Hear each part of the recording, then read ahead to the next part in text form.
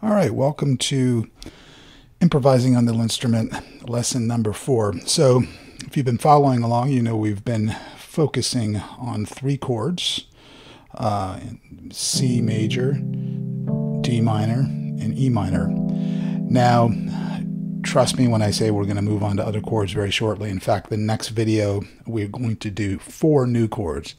But in this video, we're going to stay on these 3 chords. And I know some of you may be frustrated, but trust me when I say that, at least for me, when I started improvising, I really focused on often just sort of jamming on 2 chords and really getting used to those chords before moving on.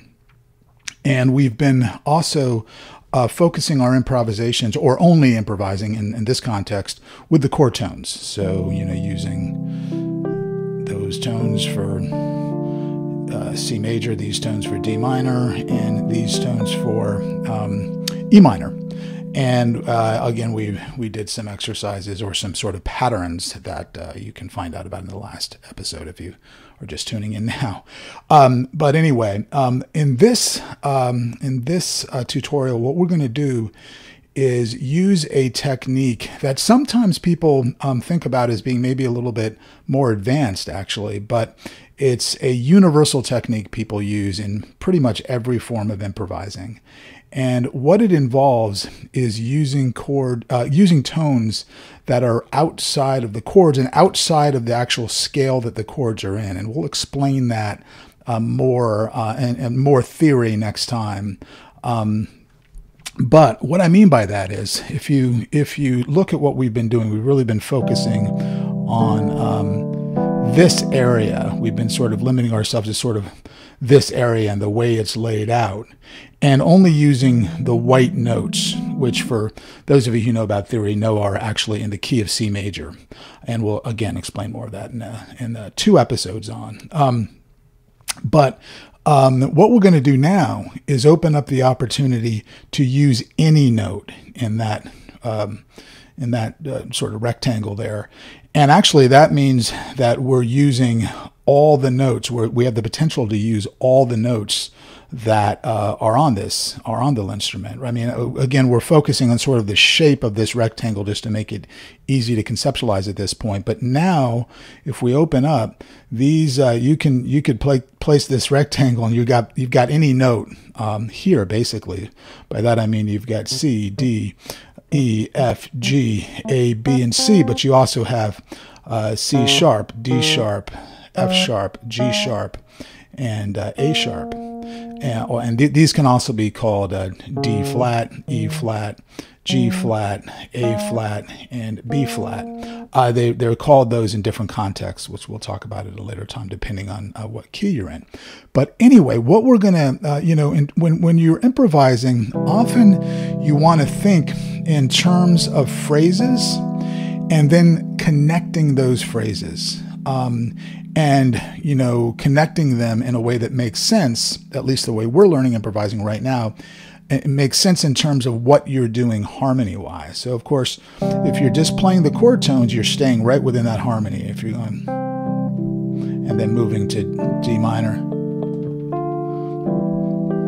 E minor, back to D minor, and C major. But you can also use these other notes in many ways, but you can use them. What we're going to focus on here is using them as sort of connecting notes or lead-in notes. And so by that I mean, say you're playing C major. You can actually lead in to those chord tones by using the neighboring unlit note, which in this case would be C sharp or D flat. And you don't want to land on those notes, but you can use them to get places in this context. So in other words, if you play like this, if you play a C chord like that and lead in with the note directly above C, and then play the chord tones, so like this.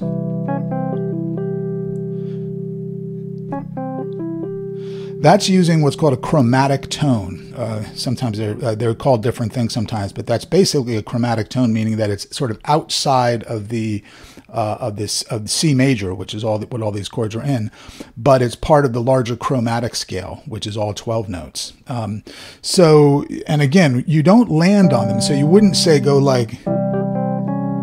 You can hear that sounds dissonant. Now you might want that, but that's sort of, we'll talk about that later. But for purposes of this, if you don't land on it, if you use a sort of passing in motion to where you're going, you really, it's great, and it actually can add a little more sort of complexity or kind of sophistication to the sound of the playing. So again, you can, a real simple way would just be if you're playing, say, a C major chord,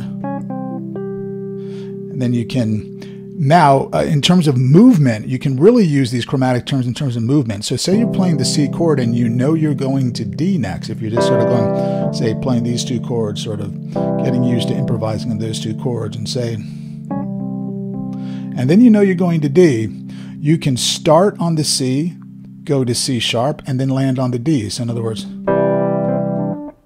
whoops, it didn't land it there, but say you're on this, and back to C. You see, I use that as sort of a passing tone as I move back to C and landed on the E of the C major chord. And another thing you can do is use 2 right before to sort of encircle the note you're about to play. So say you're playing C major, and you know you're about to play D minor. You can play these 2 notes on either side of the D there to sort of lead in, to create some movement, a little bit of tension that then resolves on the chord tone.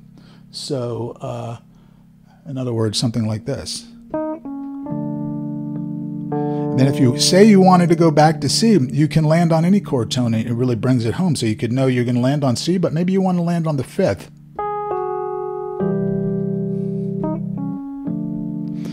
So you see what I'm doing here? I'm just using those other notes to create movement and to create a little bit of tension that kind of brings you home when you land on that, this sort of points home when you land on that chord tone. So again, say you're going from D minor to E minor. You're focusing on those 2 chords for a bit, just sort of jamming on those.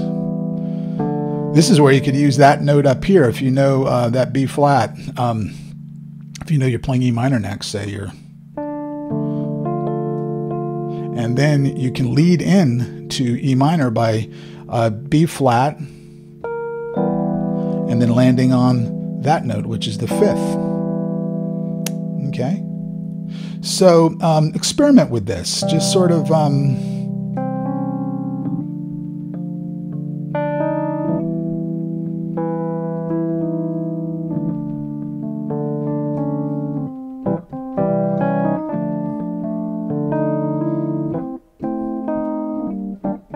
Sorry, I'm making some mistakes there, but you get the idea. And again, I don't want to give you, at this point, a lot of me playing this stuff in some complex way. I want you to really explore these sounds for yourself. So again, the principle is that you don't land on them. You don't sort of like, you know, and then land on that in-between note. But you can use that in-between note to cause movement to get to the next chord. So again, say you're playing a C major and D minor. You're playing the chord tones. You're playing the chord tones in C major. Then, if you want to use a passing note to get to that a note on that D minor chord, you could go like this. You could use that G sharp or A flat note there by going like this.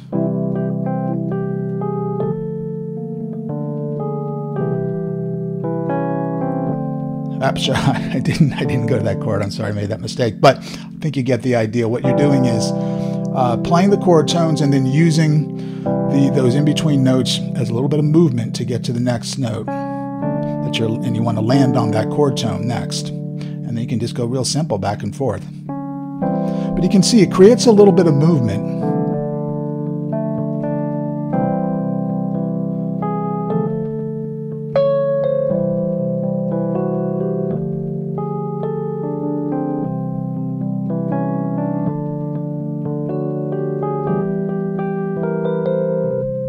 I'm sort of just fooling around there. But again, it's up to you to start internalizing this stuff and just using these in-between notes as a way to create a little bit of tension and a little bit of movement, and enjoy it. This is, for some people, you might be wondering, if you're a little bit more advanced, why I would be showing this now, sort of using chromatic passing tones, they're called, or sort of outside notes. But to me, chord tones, when you're using chord tones and then you know how to use these other notes, sort of these chromatic notes, as sort of tension notes or passing notes, you can play on anything and make, because, you know, scales can change and you can use different scales depending on where you are. And sometimes that can get a little confusing, but if you know the chord tones and you get adept at using these passing tones, those are universal. You can employ them in any chord progression you're playing in, even without knowing anything else about the chord progression. You can use those very quickly and create something. But we're certainly going to pretty soon start learning about scales and about how to use other tones that are within the scale you're in that are not chord tones to improvise.